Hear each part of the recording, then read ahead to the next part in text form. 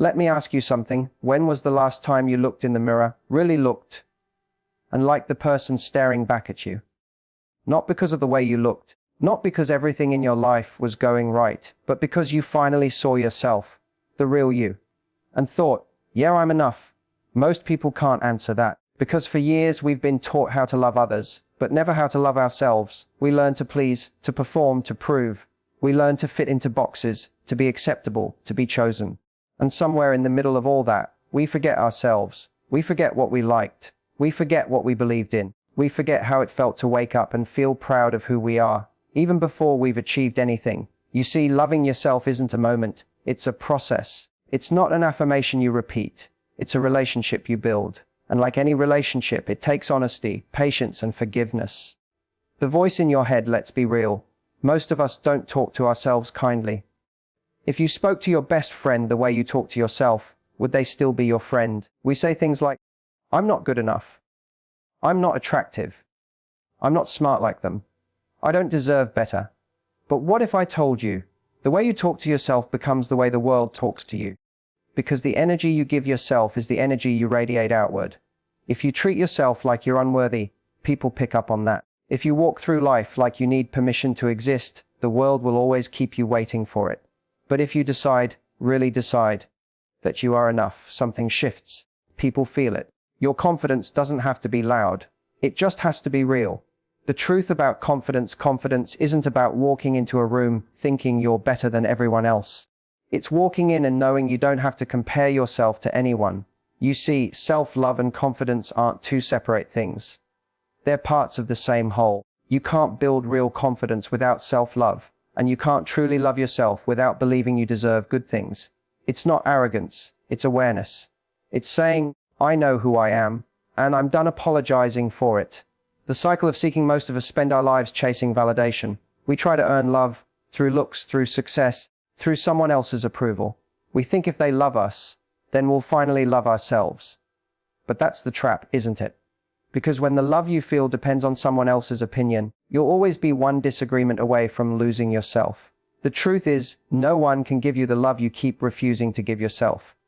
And the moment you realize that, you stop begging for it from others. You stop shrinking to fit someone's comfort zone. You stop saying yes when everything inside you screams no. You stop tolerating half-hearted love because you know you deserve the whole thing. The moment it changes, you know what the real turning point is. It's not when someone chooses you. It's when you choose you. When you look in the mirror and say, I've had enough of hating myself for not being who I thought I should be. I choose to start over with love, not shame. And let me tell you, that moment, that's freedom. It's not about perfection. It's about peace. It's about standing in your truth even when it's uncomfortable. If you're watching this right now, I want you to stay till the end, because the second part of this journey will take you deeper. We're going to talk about how to rebuild confidence from the ground up. Even when life, people, or your past have torn it down. And hey, if these words are already speaking to your heart, make sure you subscribe and share this with someone who needs it. Because the truth is, sometimes we all forget what it means to love ourselves. And maybe, just maybe, this is the reminder we all needed. Rebuilding confidence from within.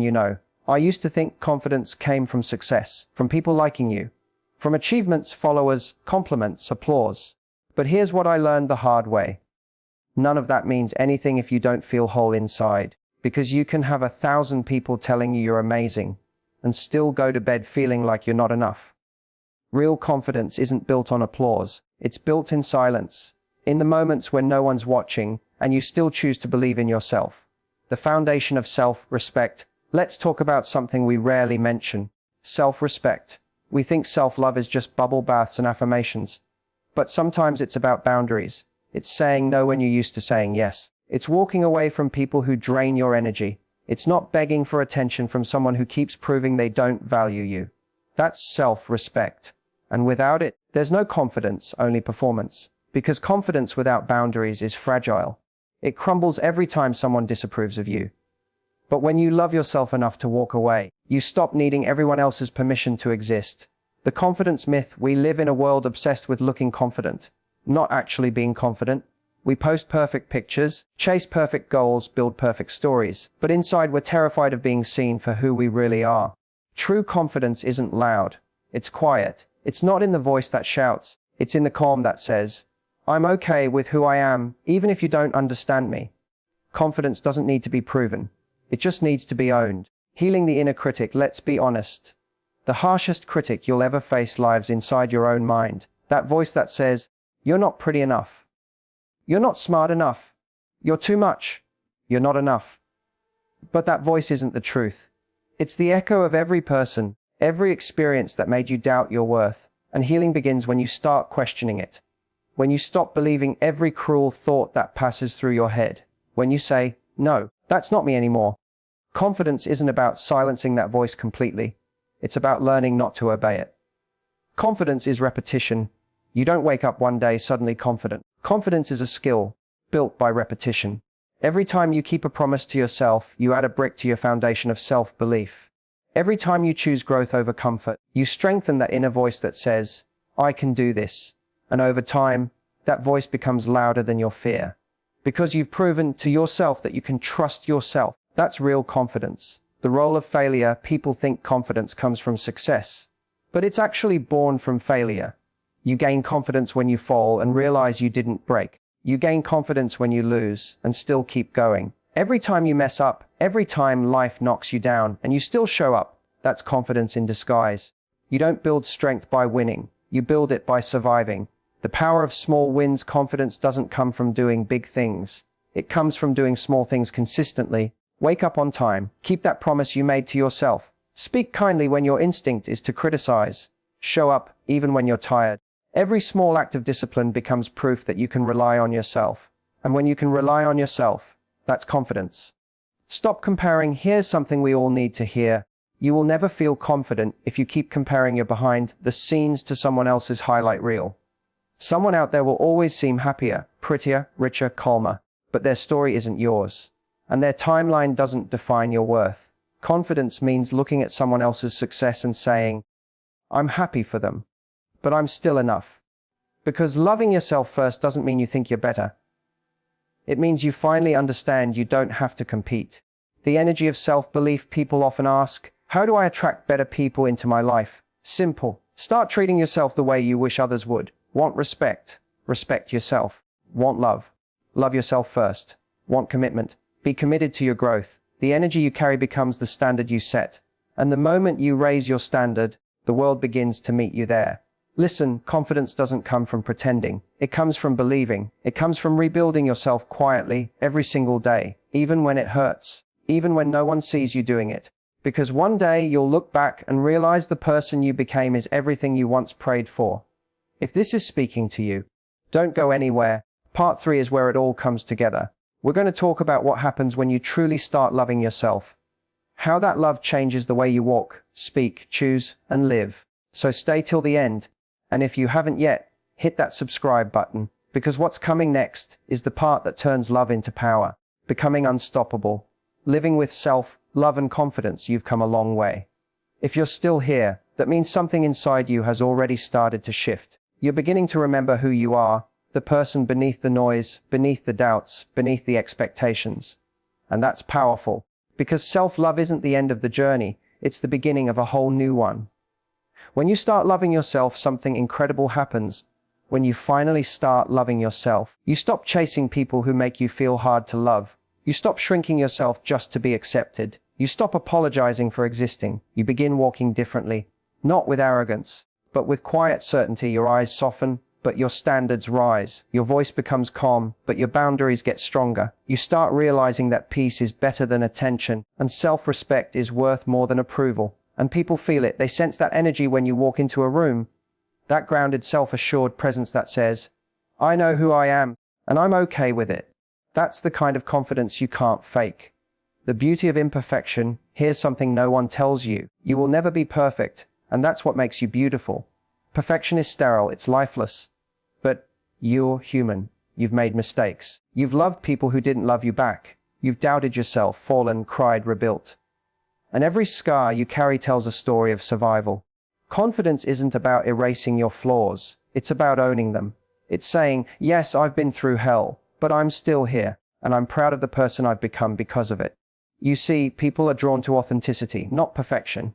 They connect with real, raw souls, not filtered illusions. So stop hiding your story. That's where your power lies. The ripple effect. When you love yourself, it doesn't just change you. It changes everything. You attract kinder people. You make braver choices. You start showing up differently in every area of your life. Work, relationships, dreams, health, everything. You stop operating from fear and start moving from faith. Faith that you're enough. Faith that you're capable. Faith that even if everything falls apart, you can rebuild again. That's the kind of confidence that can't be taken from you. Living with love, not fear. Most people live their whole lives trying not to be rejected. But the moment you truly love yourself, rejection loses its power. Because you realize someone not seeing your worth doesn't lower it. It just reveals their blindness, not your lack. You stop taking things personally. You stop needing to prove yourself. You start choosing peace over drama, clarity over chaos. And that's when life starts feeling lighter. You're no longer carrying the weight of trying to be. No, you already are. The world changes when you do. Imagine this. A world where every person decided, right now, to love themselves first. Can you picture it? Less comparison, less cruelty, less pretending, more honesty, more joy, more courage. Because when you love yourself, you're not competing anymore. You're contributing. You become someone who uplifts others instead of dimming their light. And that's how you change the world. One healed heart at a time. A personal truth. Let me tell you something from my heart. There was a time when I didn't love myself either. When I thought if I just worked harder, achieved more, looked better, then I'd finally feel worthy. But the truth hit me one night. No matter how much I did, it was never enough. Because I was chasing love from a source that could never give it outside myself. The day I decided to stop chasing and start becoming, that's when everything changed. That's when I stopped performing and started living. And I want that for you too. The final reminder. So wherever you are right now, pause. Take a deep breath. Close your eyes for a second. And just whisper to yourself, I am enough. Say it again, out loud this time. I am enough. Because you are. You've always been. You just forgot for a little while. Loving yourself first isn't selfish. It's sacred. Because when you finally love yourself, you teach others how to love you too.